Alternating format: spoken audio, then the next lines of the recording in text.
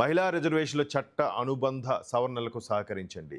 ప్రధాని మోదీ ఏదైతే మహిళా బిల్లుకు సంబంధించి అఖిలపక్ష సమావేశం నిర్వహించారు, అలాగే బీఏసీ బిజినెస్ అడ్వైజరీ కమిటీలో కూడా చర్చించనున్నారు.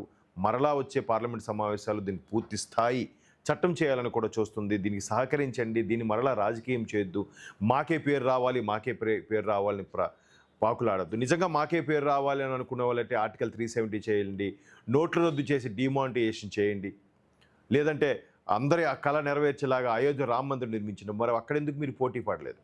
సో ఒక్కసారి ఇక్కడ చూస్తే మహిళా రిజర్వేషన్ల చట్ట అనుబంధ సవరణకు సహకరించండి. రాజకీయ పార్టీలన్నీ ఏకతాటిపై నిలవాలి. లోక్సభ రాజ్య సభాపక్ష నాయకులకు ప్రధాని మోదీ లేఖ రాశారు. 16 నుంచి పార్లమెంటు ప్రత్యేక సమావేశాలకు సంబంధించి ఈయన రేపు ఏప్రిల్ 16 నుంచి పార్లమెంట్ సమావేశాలకు సంబంధించి రిక్వెస్ట్ చేస్తున్నారు.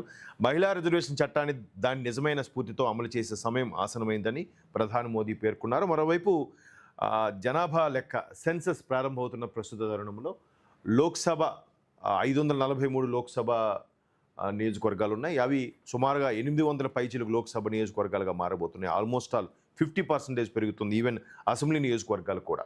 సో ఈ నేపథ్యంలో మహిళలకు పూర్తి స్థాయిగా 1/3 చట్టబద్ధత కల్పించాలి, మహిళా రిజర్వేషన్ కల్పించాలని దాని మీద ప్రధానమంత్రి మోదీ ఈ కామెంట్స్ చేశారు.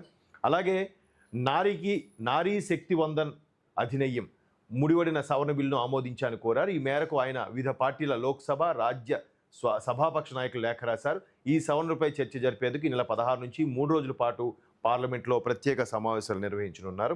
అయితే 29 నుంచి మహిళా రిజర్వేషన్ చట్టం అమల్లోకి వస్తే ప్రజాస్వామిక సంస్థలకు కొత్త బలం చేకూరుతుంది. ఎందుకంటే మనకి అందరికీ తెలిసింది మహిళలకి ఎంత అవకాశం ఇవ్వాలి. ఎందుకంటే పాలించి పెంచే వాళ్ళకి పాలించిన ఒక లెక్క అని ఒక సినిమాలో డైలాగ్ ఉంటుంది. నిజంగా తల్లులు ఎవరైతే ఉన్నారో ప్రతి ఒక్క మహిళ ఒక తల్లిగా వర్ధిల్లుతోంది. ఆమెకి తెలిసినట్టుగా కుటుంబాన్ని పరిపాలించడం, కుటుంబాన్ని నియంత్రించడం, ఆ కుటుంబాన్ని ఎంత చక్కగా చూసుకోవాలి, ఎంత పద్ధతిగా పెంచాలి అనేది కూడా వాళ్ళకి తెలిసినట్టుగా ఎవరికి తెలియదు.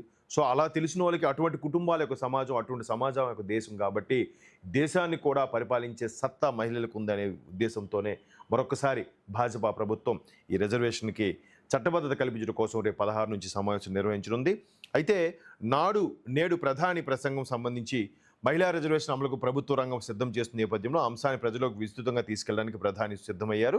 సోమవారం ఉదయం ఢిల్లీలో విజ్ఞాన భవన్లో జరిగే సమ్మేళనం విభిన్న రంగాలకు చెందిన ప్రముఖులను ఉద్దేశించి ఆయన ప్రసంగించనున్నారు. ఈరోజు కార్యక్రమంలో మాట్లాడతారు. ఇక మన్ కీ బాత్లో కూడా ఈ సందర్భంగా ప్రధాని మోదీ దీనిపై విస్తృతంగా చర్చించి ప్రజల్లోకి తీసుకెళ్లే వాళ్ళుగా చూస్తున్నారు. ఇంకా రేడియోను కూడా అంతరించిపోతుంది.